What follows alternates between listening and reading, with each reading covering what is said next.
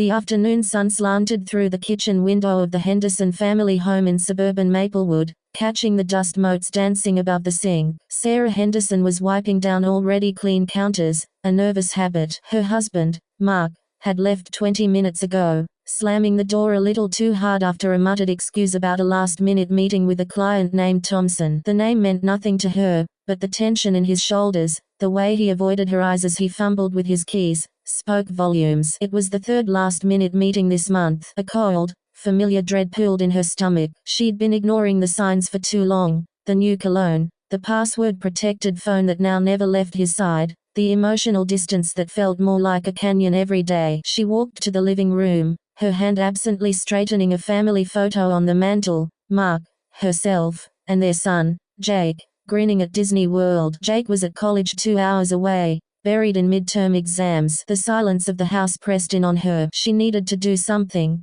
to know. With a resolve that surprised her, she marched upstairs to their bedroom. She wasn't a snoop by nature, but the gnawing suspicion had become unbearable. She started with his nightstand. Old receipts, a worn copy of a Michael Connelly novel, nothing. She checked his wardrobe, running her hands over the sleeves of his work shirts. Then, tucked inside a worn pair of sneakers he never wore anymore, her fingers brushed against cold, hard metal. A key. It was small, silver, unremarkable, but it didn't fit anything in their house. It had a tiny, laser-etched logo, SecuriSafe, a storage facility, a locker. Her heart hammered against her ribs. This was it, the proof, or the doorway to it. Driven by a mixture of panic and determination, she grabbed her purse and drove to the only SecuriSafe location in Maplewood. The unit was small, accessible from the outside. Her hands shook so badly she dropped the key twice before the lock finally turned. The metal door rolled up with a rattle that echoed in the cavernous facility. Inside, it wasn't full of boxes of old memories. There was a single, expensive-looking leather weekend bag. Unzipping it felt like defusing a bomb. On top was a manila folder. She opened it, and the world dropped out from beneath her. Photographs, printouts of passionate, explicit emails, receipts for hotel rooms, for jewelry she'd never received, and at the bottom, a lease agreement for a small apartment downtown, signed by Mark Henderson and a woman named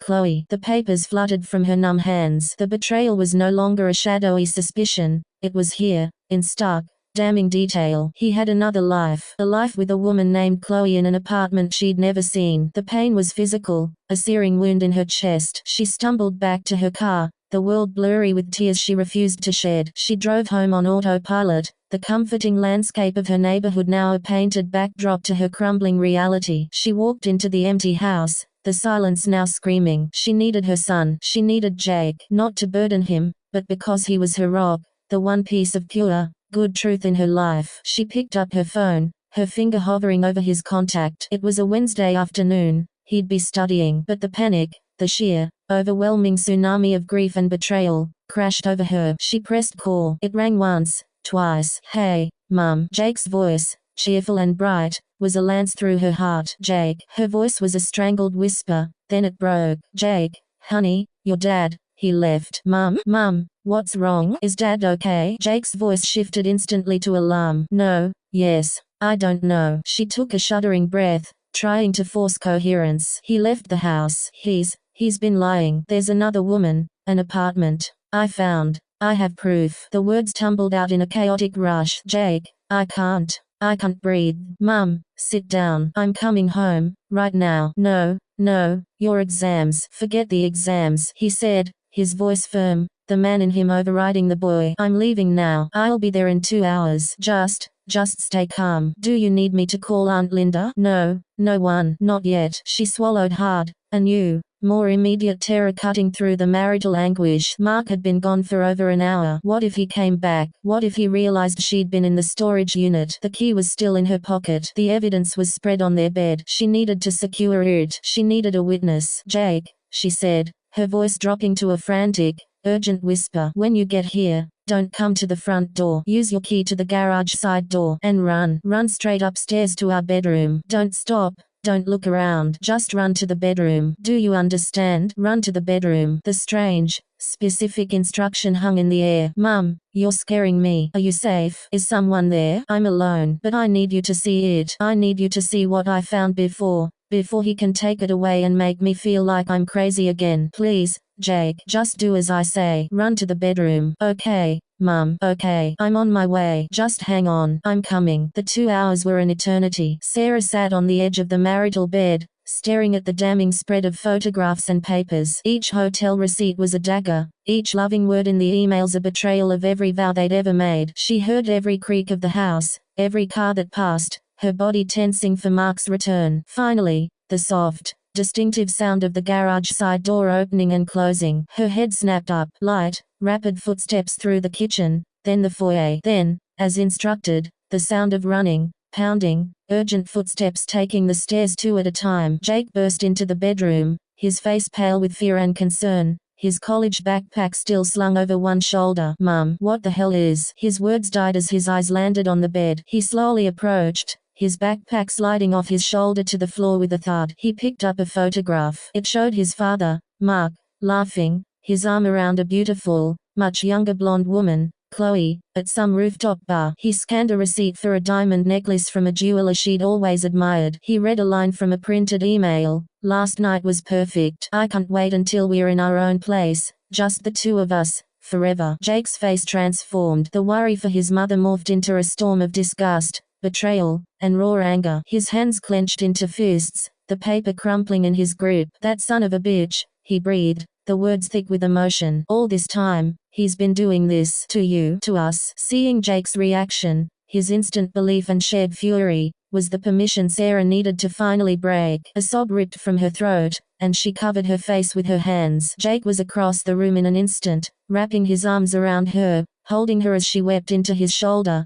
the child comforting the parent. I'm so sorry, Mum, he murmured, his own voice choked. I'm so sorry. They sat like that for a long time, surrounded by the ruins of their family. Jake was the first to pull back, his jaw set. What do you need? What do you want to do? Before she could answer, the sound of a car pulling into the driveway cut through the house. The slam of a car door, keys jingling at the front door. Sarah's blood ran cold. He's back. Jake's body went rigid. Stay here, he said, his voice low and dangerous. Jake, no. But he was already moving, striding out of the bedroom and onto the upstairs landing just as Mark Henderson's key turned in the lock downstairs. Mark walked in, looking weary, his tie loosened. Sarah, I'm back. That meeting was a nightmare. His voice trailed off as he sensed the unnatural stillness of the house. Sarah. He looked up. Jake stood at the top of the stairs, a silent, furious sentinel. Jake, what are you doing here? Shouldn't you be at school? Mark asked, his confusion evident. School? Jake's voice was icy, flat. You're asking me about school? Mark began to climb the stairs, his expression shifting from confusion to defensive irritation. What's going on? Where's your mother? She's where you left her,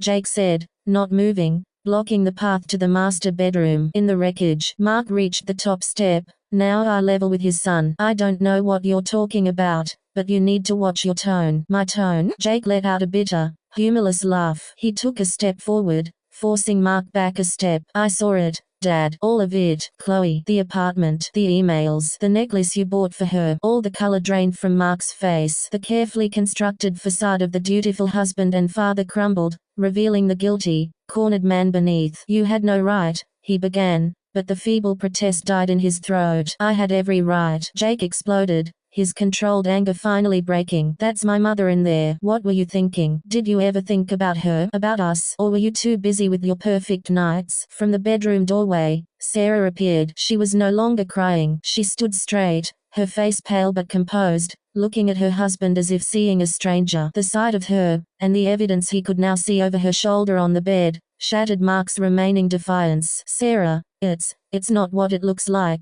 he stammered, the classic, cliched denial sounding hollow even to him. Stop. Her voice was quiet but clear, cutting through the tension like glass. Just stop, Mark. Don't insult me any further. It's exactly what it looks like. You have another life. You made the choice. I can explain. He tried again, taking a step toward her. Jake moved, placing himself firmly between his father and mother. You don't get to come near her, he said, his voice trembling with the effort of control. Not right now. Not after this. The 3 of them stood in a frozen tableau on the landing, the betrayed wife, the furious son, the unfaithful husband exposed. The home that had once been a sanctuary was now just a house full of broken trust. Mark's shoulders slumped in defeat. What happens now? He asked, directing the question to Sarah. You're going to leave, Sarah said, her voice gaining strength. You're going to go to your apartment, or to Chloe, or wherever. But you are not staying here tonight. We will talk, but it will be on my terms, with my lawyer present. Sarah, please, get out,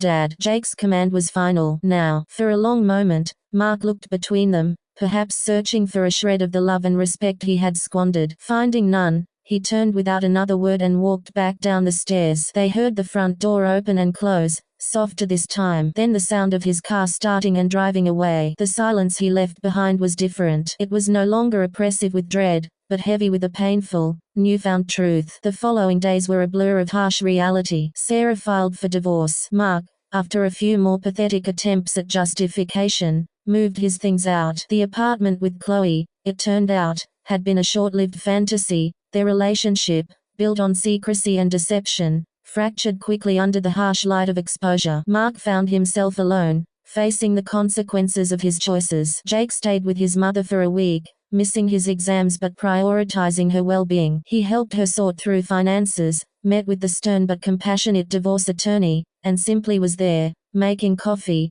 watching old movies with her, a steady, reassuring presence in the upheaval. One evening, as they sat on the back porch watching the sunset paint the sky in shades of orange and purple, Sarah broke a comfortable silence. You know, when I called you that day, I was lost. I was drowning. And telling you to run to the bedroom, it was like throwing a lifeline. I needed you to see the truth with your own eyes. I needed an ally in my own reality. Jake took her hand. I'll always run where you need me, Mum. Always. She squeezed his hand, a tear tracing a clean path down her cheek. But this time it wasn't just a tear of sorrow. It was also one of gratitude and a dawning resilience. I know, baby. And that's what gets me through. That's what